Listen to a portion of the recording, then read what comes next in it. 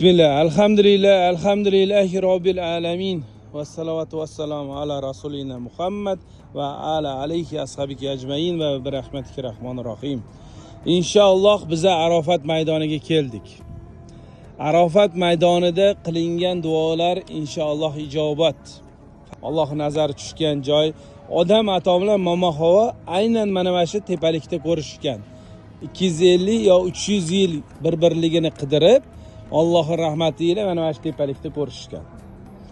Bekorga bizga kelmadik bu yerga.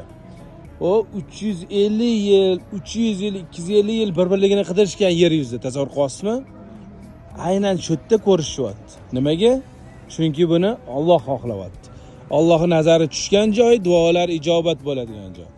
Inshaalloh rahmati ila jannatga kirish so'raymiz.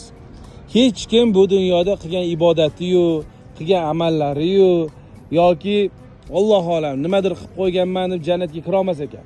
Hattoki payg'ambarimiz sollallohu alayhi vasallam ham Allohning rahmatidan umidvor bo'lib turar ekanlar. Bizda menimcha payg'ambarimiz sollallohu alayhi vasallamchalik tahajjud namozi farz qilingan deb o'qimayapmiz. Bizni 5 vaqt namozni eplab o'qisak ham katta gapda. O'shaning uchun ham bizni yalqovlik qilishimiz mumkin namozga yoki vaqtida ado eta olmasligimiz mumkin. Shunda nima qilishimiz kerak? Alloh yaxshi ko'rgan bandasini o'ziga sajda qildirib qo'yar ekan. Siz bilib bilmay qilib qo'ygan gunohingizni, qazo qilib qo'ygan namozingizni astoydil Allohdan so'rab kechir deb joynamoz ustida yig'lab so'rasangiz, Alloh aynan shunisini yaxshi ko'rar ekan. Sizlar joynamoz ustiga chiqqan paytingizda quruq zikrni etmasdan dilinglar bilan so'rashingiz kerak, yurakdan so'rashingiz kerak. Ana o'shanda inshaalloh Allohim sizlarning gunohinglarni kechiradi. Aynan bir inson namoz o'qiyotganda o'ziga o'zi savol bersin. Meni xayolimga nima kelyapti? To'g'ri, mol dunyoni o'ylaydi namoz o'qiyotganda yoki atrofi muhitda shayton kelib fitna qiladi. Ana o'shanda bilingki, sizni namozlaringiz o'tayotgandan dalolat. Shayton bekorga kelib sizga fitna qilmaydi. O'sha narsani biladi. Bilgani uchun ham sizni namozlaringiz o'tmasligini xohlagani uchun ham kelib fikr hayolingizni mol dunyoyu yoki qanaqadir narsaga chalg'itadi.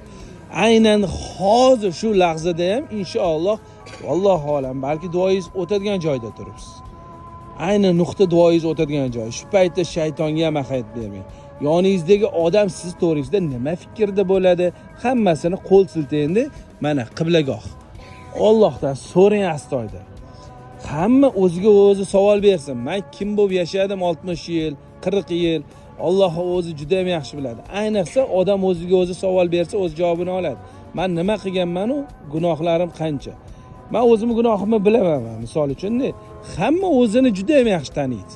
O'shaning uchun ham o'sha bilib bilmay qilib qo'ygan gunohlaringizni Allohim kechirishini so'rab, qo'lingizni tepaga najot so'rab, Allohdan kechirim so'rang. Inshaalloh zora Allohim rahmatiga shu gunohlaringiz ertaga qiyomat kuni yuzingizga solinmasin. Bismillah. Qiblaga qaraymiz, duo qilamiz, Allohdan so'raymiz. Inshaalloh Allohning rahmati ila jannatga kirish hammamizga nasib qilsin.